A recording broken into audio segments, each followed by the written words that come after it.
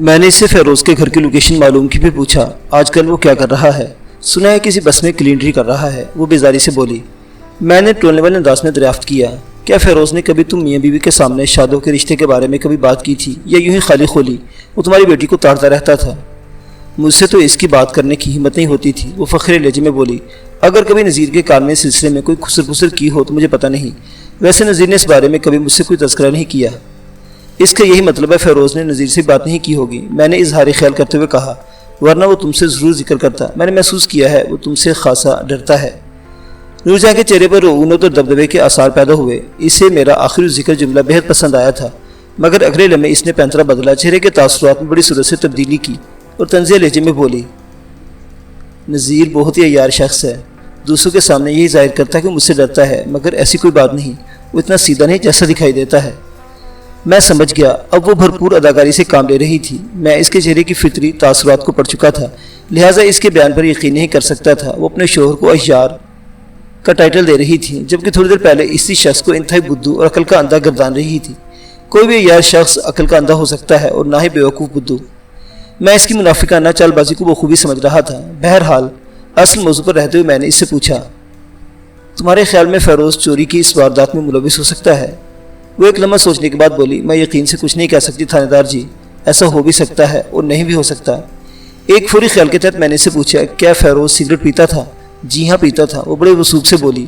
وہ کون سی سگریٹ پیتا تھا؟ وہ جزبز ہوتے ہوئے بولی، تھانے دار جی میں کوئی پڑھی لکھی عورت نہیں ہوں، سگریٹوں کی زیادہ پہچان نہیں، جن ڈبیوں کے اوپر کوئی نشانی ہو وہ یاد رہتی ہے، جیسے کینچی مارکا، ہتھوڑا مارکا، بگلا مارکا، لالٹن مارکا وغیرہ۔ نذیر ہتھوڑا مارکا سگریٹ پیتا ہے۔ نور جہاں کے جواب نے بڑی حد تک میرا مقصد پورا کر دیا تھا۔ وہ یہ کہنا چاہتی تھی کہ فیروز ان مارکا والی سگریٹ میں سے کوئی نہیں پیتا۔ اس کی حتمی رائے جاننے کے لیے میں نے پوچھا، تم اس بات کا یقین ہے نا فیروز کینچی مارکا سگریٹ نہیں پیتا تھا؟ اس وقت تو نہیں پیتا تھا، اب پینے لگا ہو تو کچھ کہہ نہیں سکتی، وہ ناگواری سے بولی۔ ٹھہرے میں آپ کو بتاتی ہوں۔ وہ لمحہ بھر کو متوقف ہوئی، پھر اضافہ کرتے ہوئے کہنے لگی، فیروز کے پاس میں نے سگریٹ کی جو ڈبی دیکھی ہے، اس پر ہرے اور لال رنگ سے کوئی چکور ڈیزائن سا بنا ہوا تھا۔ سونا ربی بہتر جانتا ہے اس سگریٹ کا کیا نام ہے۔ نور جہاں نے سبز اور سرخ رنگ کے حوالے سے سگریٹ کی ڈبیا کی جو ڈیزائن بیان کیا، اس سے مجھے سمجھنے میں مشکل پیش نہ آئی کہ مشہور زمانہ ووڈ بائن سگریٹ کے سوا اور کوئی نہیں تھی۔ اس کے بعد میں نے اس سے مال مسروقہ کے بارے میں چند سوالات کیے۔ اس کے جوابات نے نذیر کے بیان کی تصدیق کر دی۔ میں نے زیورات کے ڈیزائن، انفرادی وزن اور شکل کے بارے میں بھی اس سے پوچھا، نیز کپڑوں کے رنگ، ورائٹی، کوالٹی اور ڈیزائن کے بارے میں بھی خصوصی استفسار کیا۔ عورتیں اس قسم کے معاملات پر گہری نظر رکھتی ہیں۔ نور جہاں نے میری مطلوبہ معلومات بڑی تفصیل کے ساتھ فراہم کر دی، حتیٰ کہ 10 جوڑے کپڑوں کے سلسلے میں بریف کرتے ہوئے اس نے بقول کسے بال کی کھال اتار کر رکھ دی۔ میں نے تمام باتیں اپنے پاس نوٹ کر لیں۔ پوچھ گچھ کے اختتام پر میں نے اس سے سوال کیا، نذیر نے مجھے بتایا کہ وہ رات کو سونے سے پہلے چائے پینا پسند نہیں کرتا ہے، کیا یہ درست ہے کہ پچھلی رات تمہاری فرمائش پر چائے بنائی گئی تھی؟ ان لوگوں نے مصدقہ طور پر رات کو سونے سے پہلے جو آخری شے معدے میں اتاری وہ یہی چائے تھی۔ پھر وہ رات بھر انٹا غفیری کی جس کیفیت سے گزرے، بلکہ آج صبح آس پڑوس والوں کی کوششوں سے ان کی آنکھ کھلی۔ اس سے ثابت ہوتا تھا اس چائے یا اس سے پہلے کھانے جانے والے کھانے میں کوئی خواب آور چیز موجود تھی، جس کے زیر اثر وہ تینوں غفلت کی نیند سوتے رہے اور چور اپنا کام کر کے چلتے بنے۔ اسی تناظر میں میں نے نور جہاں سے چائے کے بارے میں استفسار کیا۔ ویسے ان تینوں کی غفلتانہ نیند کا ایک اور وجہ بھی ہو سکتا تھا، اور وہ یہ کہ چوروں نے ایسا رومال سنگا دیا ہو جو کسی نیند اور کیمیکل میں بسا ہو۔ بہرحال مجھے ہر پہلو چیک کرنا تھا۔ نور جہاں نے میرے سوال کے جواب میں بتایا، تھانے دار صاحب بات دراصل یہ ہے کہ چائے پینے کی خواہش شادو کے دل میں جاگی تھی، لیکن میں نے خود کو سامنے رکھتے ہوئے چائے بنوا لی۔ اگر شادو کا نام سامنے آتا تو ہمیں نذیر کی ایک لمبی جوڑی تقریر سننا پڑتی۔ وہ بڑی تفصیل سے بتاتا کہ رات کو سونے سے پہلے چائے پینے کے کیا کیا نقصانات ہیں، یہ گردوں اور مثانے پر کیسے بد اثرات ڈالتی ہے۔ میری وجہ سے وہ ایک لفظ بھی نہیں بولا اور خود بھی چائے پی کر خاموشی سے سو گیا۔ چائے کی پیالی چڑھاتے وقت اسے اپنے گردوں کی فکر ہوئی اور نہ ہی یہ خیال آیا کہ اسے رات میں پیشاب کے لیے بار بار اٹھنا پڑے گا۔ اسی کو کہتے ہیں دوسروں کو نصیحت اور خود کو وصیت۔ وہ اپنے شوہر کی طرف سے کچھ زیادہ ہی بدگمان نظر آتی تھی۔ اس کی باتوں سے لگتا تھا نذیر نے ان ماں بیٹی کی زندگی اچیرن کر رکھی ہوگی، لیکن نور جہاں کے انداز اور رویے دیکھتے ہوئے بڑے وثوق سے کہا جا سکتا تھا باپ بیٹی اس کے ہاتھوں بڑی مصیبت میں ہوں گے۔ بہرحال مجھے ان کے خانگی معاملات سے کوئی دلچسپی نہیں تھی۔ میں نے مزید 2 سوالات کے بعد نور جہاں کو یہ کہتے ہوئے فارغ کر دیا، میں پوری کوشش کروں گا کہ جلد سے جلد چور کو گرفتار کر کے اس کے مال کے قبضے سے مال مسروقہ برآمد کر لیا جائے۔ اس دوران اگر کوئی خاص بات سامنے آئے تو تم لوگ پہلی فرصت میں اطلاع دینا۔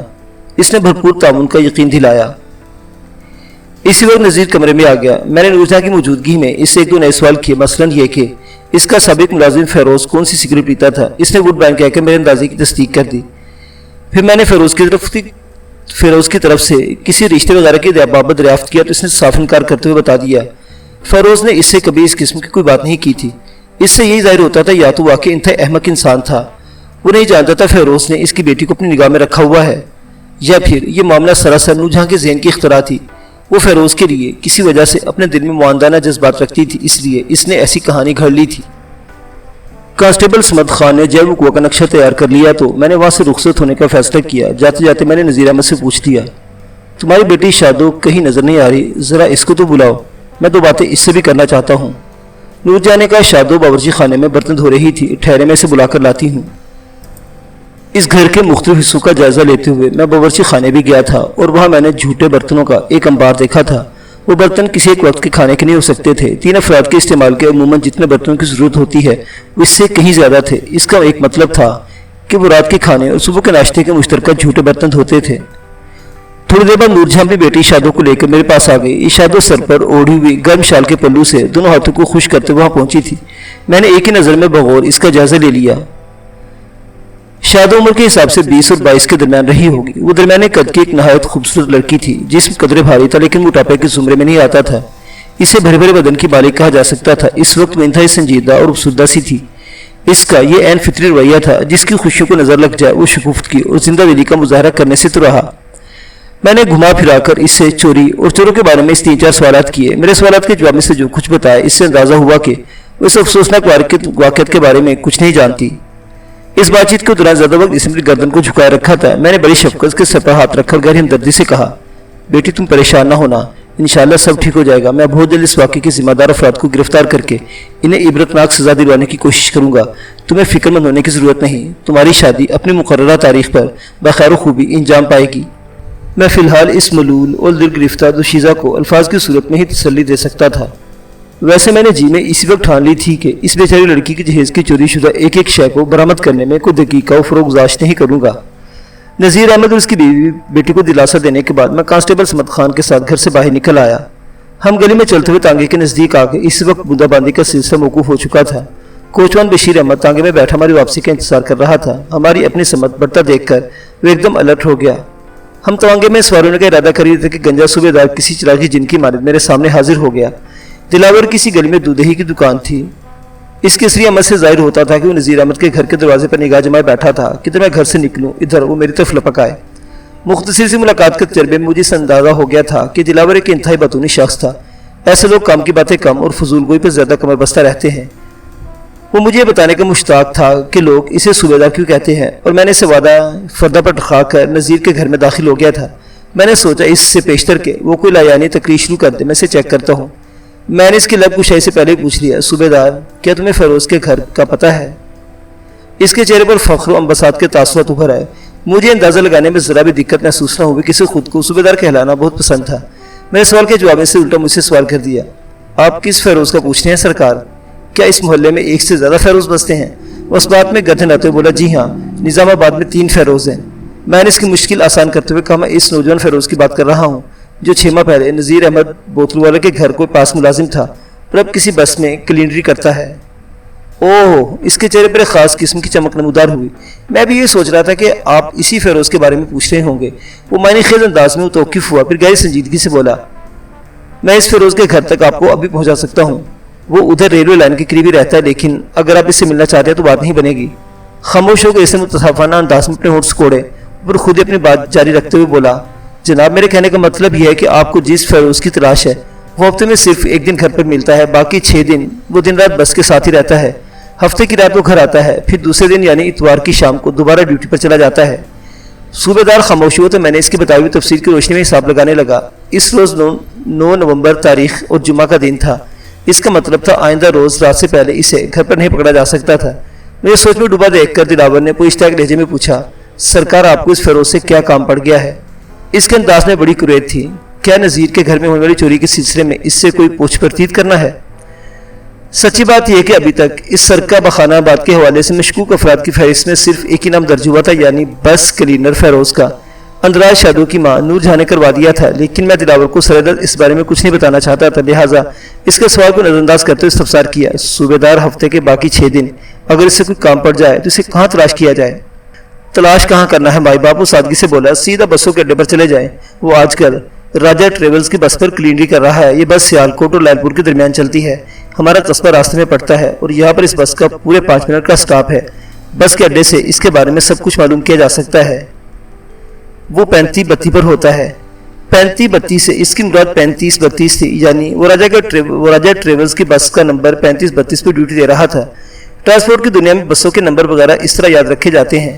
عموماً ایک بس پر 3 افراد کا عملہ موجود ہوتا ہے، نمبر 1 ڈرائیور، نمبر 2 کنڈکٹر اور نمبر 3 کلینر۔ کلینر ایک طرح سے کنڈکٹر کا معاون ہوتا ہے، بس کی جھاڑ پوچھ اور صفائی ستھرائی کے علاوہ مختلف امور میں کنڈکٹر کا ہاتھ بھی بڑھاتا ہے۔ اس کلینر بیچارے کو عرف عام میں کلینڈر کہا جاتا ہے۔ بعض لوگ کنڈکٹر کو کلینڈر سمجھتے ہیں، جو کہ صحیح نہیں، کلینڈر کلینر کا بگاڑ ہے۔ میں نے صوبیدار دلاور کی آنکھوں میں دیکھتے ہوئے تیز لہجے میں پوچھا، تمہیں اس فیروز کی بڑی خیر خبر رہتی ہے؟ بس جناب، اس سے گپ شپ ہوتی رہتی ہے۔ جب وہ نذیر بوتلوں والوں کے پاس کام کرتا تھا تو بات چیت کا زیادہ موقع ملتا تھا۔ میں نے بھی برف والی پیٹی میں دیسی بوتلیں رکھی ہوئی ہیں، وہ بوتلوں کے کریٹ دینے آتا تو تھوڑی دیر رک کر گفتگو کر لیتا تھا۔ اب تو بہت کم ملاقات ہوتی ہے، بس اتوار کے اتوار تھوڑی بہت بات چیت ہوتی ہے۔ وہ تفصیل بتانے کے بعد خاموش ہوئی تو میں نے دھیمے لہجے میں پوچھا، صوبیدار، نذیر کے گھر میں ہونے والی چوری کے بارے میں تمہارا کیا خیال ہے؟ میرا مطلب ہے کس نامراد کی حرکت ہو سکتی ہے؟ آپ نے بالکل ٹھیک کہا تھانے دار جی، اپنے گنجے سے کچھ جلدی سے اس بات میں حرکت دیتے ہوئے بولا، اس قسم کا کام کوئی کمینہ نامراد ہی کر سکتا ہے، لیکن آپ یقین جانیں مجھے کچھ اندازہ نہیں کہ چوری کی اس واردات میں کون ملوث ہو سکتا ہے۔ اس کے لہجے سے جھلکتی معذوری نے مجھے بتا دیا کہ وہ دروغگوئی سے کام نہیں لے رہا۔ میں نے پوچھا، تمہاری نظر میں یہ بس کلینڈر فیروز کیسا بندہ ہے؟ میں نے تو اسے ٹھیک ٹھاک ہی پایا ہے، الجھن زدہ انداز میں میری طرف دیکھتے ہوئے بولا۔ میں نے ایک لفظ پر زور دیتے ہوئے استفسار کیا، کیا اس چوری میں فیروز کو کوئی ہاتھ ہو سکتا ہے؟ اس نے بے یقینی سے چونک کر میری جانب دیکھا اور متعاملانہ لہجے میں بولا، وہ ایسا کیوں کرے گا جی؟ فیروز کے بارے میں دلاور کی جانکاری کو دیکھتے ہوئے میں نے اس سے بات کرنے کا فیصلہ کیا اور ٹھہرے ہوئے لہجے میں کہا، اگر فیروز کی تمہارے ساتھ گپ شپ چلتی رہتی ہے تو تمہیں یہ بھی معلوم ہوگا کہ وہ نذیر کی بیٹی شادو کو پسند کرتا ہے اور اسی معاملے کی وجہ سے نذیر نے اسے نوکری سے نکالا تھا۔ آپ بالکل ٹھیک کہہ رہے ہیں۔ اس کا لہجہ معنی خیز ہو گیا۔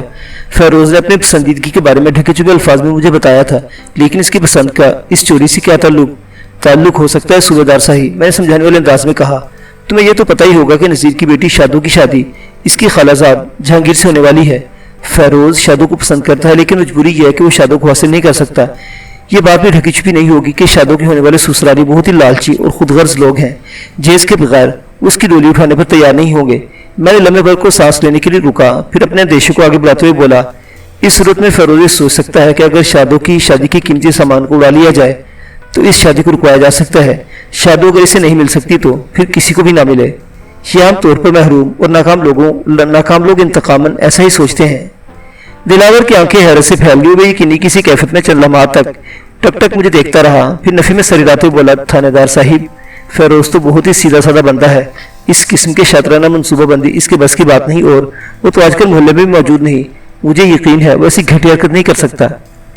فیروز کے بارے میں دلاور اور صوبیدار کی رائے تو مجھے معلوم ہو گئی تھی، اس سلسلے میں اس سے مزید کوئی بات کرنے کا فائدہ نہیں تھا۔ میں چند لمحات تک سوچتی ہوئی نظروں سے اسے دیکھتا رہا، پھر اکثر موضوع کو بدلتے ہوئے پوچھا، تم مجھے اپنے بارے میں کچھ بتانے والے تھے؟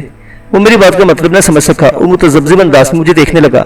میں نے وضاحت کرتے ہوئے کہا، تم شاید اپنی صوبیداری کی کہانی سنانا چاہتے تھے؟ اوہ ہاں، وہ پرمسرت انداز میں دھانا کھولتے ہوئے بولا، میں کوئی فوج والا صوبیدار نہیں ہوں، بلکہ اس نے تون پر ڈھلکتے ہوئے تہبند کو بڑی شد و مد سے درست کرنے کے بعد سلسلہ کلام کو آگے بڑھاتے ہوئے بتایا، بلکہ میں نے چند سال پہلے ایک مزاحیہ سٹیج ڈرامے میں صوبیدار کا کردار کیا تھا۔